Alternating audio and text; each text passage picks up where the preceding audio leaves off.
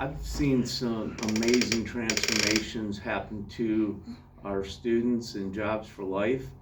Been really, uh, it's been very exciting to see the light bulb go off as our men progress through the class of struggling how to explain gaps in their resume, um, but also how to just really learn some job skills that they hadn't had before.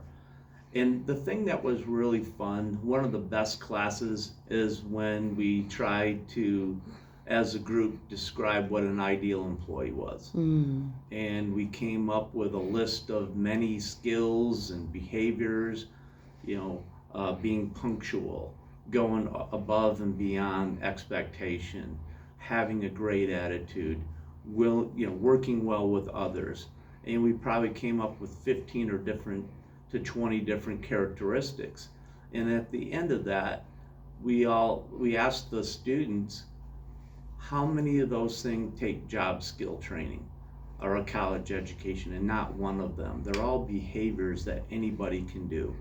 We also talked about, or we went through resume building, and the fact that if you have a really well done resume with no punctuation errors and interviewing skills that can set them apart. One basic one is doing some basic research on the company that they're interviewing with.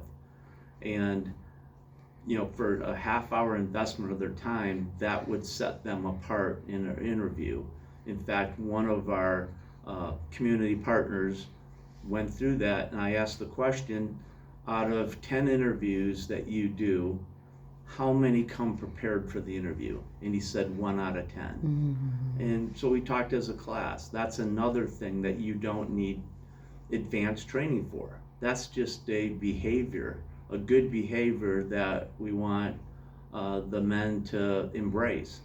And another way that they can really set themselves apart without any special skills. It's just a matter of discipline and heart, and if you do those things, you're going to be successful.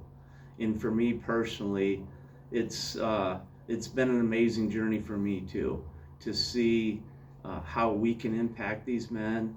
And I just felt like I get more back than I gave. And it's been a delight, especially with our returning citizens, to help them navigate. How do you explain that in an interview? Not to shy away from it, tell the truth, but embrace it. This is what I've done to get prepared for this. This is how I use my time. This is why I'm in Jobs for Life. And to see that transformation, but also spiritual transformation.